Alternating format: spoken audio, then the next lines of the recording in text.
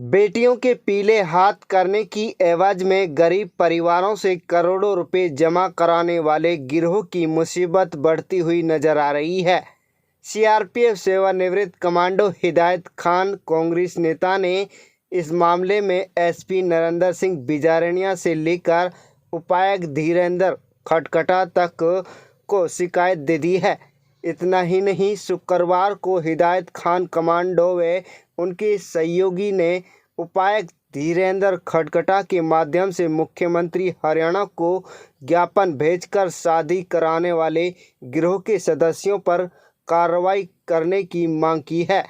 आपको बता दें कि हरियाणा के मेवात तथा राजस्थान के मेवात क्षेत्र में कुछ गिरोह काफ़ी लंबे समय से गरीब बेटियों की शादी कराने की एवज में लाखों रुपए जमा कराते हैं और फिर दहेज में उस रकम के बदले डबल रकम का दहेज देने का लालच देकर बड़ी तादाद में लोगों को अपना शिकार बना रहे हैं। कुछ सफल शादी करने के बाद लोगों में इस गिरोह ने विश्वास जमाने की भरपूर कोशिश की, जिसके चलते उनके पास लोग अपनी बेटियों के हाथ पीले कराने के लिए लाइनों में लगकर रकम जमा कराने पहुंचे। दावा है कि सैकड़ों करोड़ों रुपए इनके पास जमा हो गए हैं, लेकिन राजस्थान पुलिस में जैसे ही इस गिरोह की शिकायत पहुंची तो वहां पर मुकदमा दर्ज कर लिया गया। लेकिन हरियाणा में अभी भी गरीब बेटियों की शादी का यह खेल जारी है। कुल मिलाकर डीसी धीरेंद्र खटकटा तथा नरेंद्र सिंह बिजारनिया एसपी ने मामले की गंभीरता को देखते हुए उचित कार्रवाई का भरोसा दिलाया है। मेरा नाम हिदायत खान कमांडो है। मैं आपको बता दूं, आपके चैनल के माध्यम से शादियों के नाम पे फ्रॉड एक बड़े लेवल पर घोटाला चल रहा है, जो कई हजार करोड़ का स्कैम है। अपने आप में बड़ा, मैं कहता हूं कि बहुत बड़ा घोटाला है और इसका बहुत जल्द पर्दाफाश होगा। प्रशासन से मैं परसों एसपी साहब से भी मिला, क्योंकि परसों साहब डीसी साहब मौजूद नहीं थे, तो मुझे अभी डीसी साहब को ज्ञापन दिया, मैंने डीसी साहब के मार्फत सीएम साहब को भेजा है और अभी मैं डीसी साहब से मिल के आया हूँ। ये मामला ये जो राजस्थान से लेकर हरियाणा तक फैला हुआ है, हरियाणा में भी 5-6 गिरोह सक्रिय हैं। ये शादियों के नाम पे बड़े लेवल पे एक मामला चल रहा है। हमारे पास 4 कंप्लेनेंट पहुंचे थे, 2 सैकुल के खिलाफ जो राजस्थान के जो बड़े एजेंट थे, और 2 इसके मौलाना अरशद के खिलाफ 2 कंप्लेनेंट पहुंचे थे, कयूम नाम के और मुबारिक नाम के, और दोनों ही जिनका हमारा यह नूह जिला लगता है, तो वो हमारे कमांडो कार्यालय पहुंचे। तो उनसे पता चला कि उनके साथ भी इस तरह का फ्रॉड हुआ है। उनके पैसे जमा कर लिए, उनको सामान नहीं दिया गया, बेटी की शादी है। तो ठीक डीसी साहब से मिले हैं, डीसी साहब ने कहा कि बिल्कुल इस पे बड़े लेवल पर हमारी जांच है, इस पे हमारी नज़र बनी हुई है और ये हमारे नज़र में है और बिल्कुल इस पे बड़े लेवल पे कार्रवाई हम करेंगे, बहुत जल्द इस पे कार्रवाई करेंगे और जितने भी शिकायत करता हैं वो फौरन इनके खिलाफ एफआईआर दर्ज कराएं और जितना जल्दी हो सके दर्ज कराएं। और मैं लोगों से भी अपील करता हूं कि भाई शिकायतकर्ता हमसे कमांडो टीम से आके मिल सकते हैं।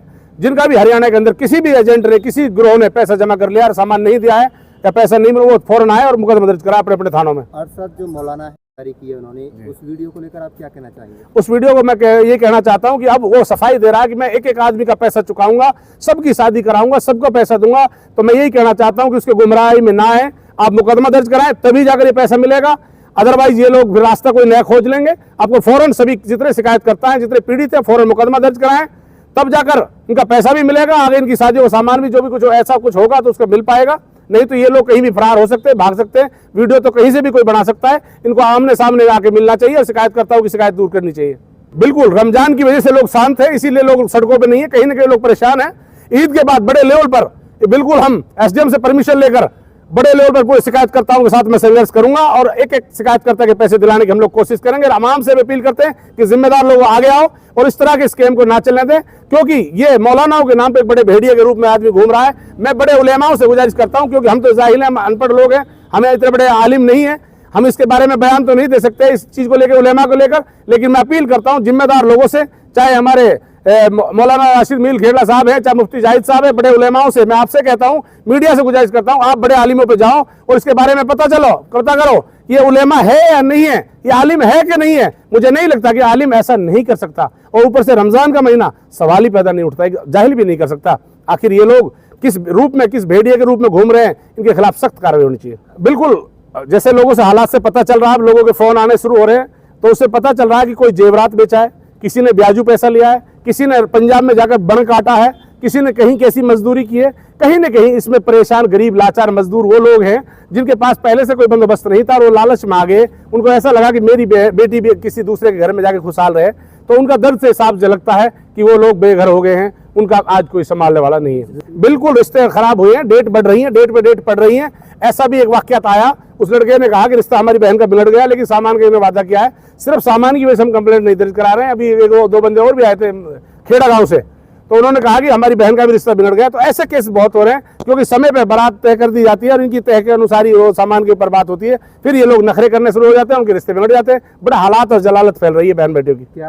बिल्कुल मैं आपके चैनलों के माध्यम से जितने भी प्रेस के साथी है, मैं अपील करना चाहता हूँ, हाथ जोड़ के गुजारिश करना चाहता हूँ, मेहनत कर लो, मजदूरी कर लो। अपनी बेटी को जरूरी नहीं इतना दहेज दो, आपकी बेटी एक जोड़ी कपड़े पहन के चली जाए, लेकिन इज्जत से चली जाए, वो ज्यादा बेहतर है। आप इस कच्चे लालच में ना पड़े, ये बहुत बड़ा एक लालच का धोखा है और इसमें आप लोग बर्बाद हो जाओगे। इस लालच से आप बचे। कितने इलाके? करीबन उनके जैसे फोन के द्वारा माध्यम से पता चला है कि एक नायब नाम के मौलाना का फोन मेरे पास आता है, बोला मैं नायब मौलाना बोल रहा हूँ, कमांडो साहब मेरे खिलाफ एप्लीकेशन नहीं दी, मैं तो सबके सामान दे रहा हूँ।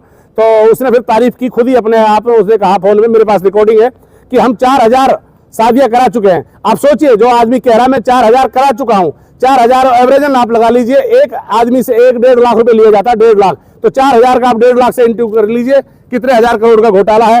तो उतना तो वो लोग एक्सेप्ट कर रहे हैं। अब कितने हजार फाइल जमा है, तो मैं मानना है कि राजस्थान हरियाणा से लेकर मेवात तक मुझे लगता है 20-30 हजार फाइलें कम से कम अभी जमा है, जिनका पैसा बकाया है और एक बड़ा घोटाला है। फौरन इनका पैसा दिलाना चाहिए और प्रशासन को संज्ञान में लेना चाहिए और मुख्यमंत्री को बड़ा एक्शन करना चाहिए। और यह भी अपील करता हूं आपके चैनल के माध्यम से कि जैसे जैसे एफआईआर दर्ज होंगी, हम चाहते हैं इस पे ईडी की कार्रवाई हो, सीबीआई की बड़ी रेड हो, क्योंकि नगद पैसा, इतना कैश पैसा इकट्ठा मिलना बड़े आराम से मिलेगा। क्योंकि अभी मेरे पास फोन आ रहा था किसी का, बर्तन वाले का, बोला 2.5 करोड़ रुपए हमारा बाकी है बर्तन का। आप बताइए, एक बर्तन वाले का 2.5 करोड़ बाकी है, तो सोचो उससे कितने करोड़ का सामान लिया होगा। तो साथियों, ऐसे इसके लिए बड़े लेवल पर सीबीआई और ईडी के लेवल पर आज जांच होना जरूरी है।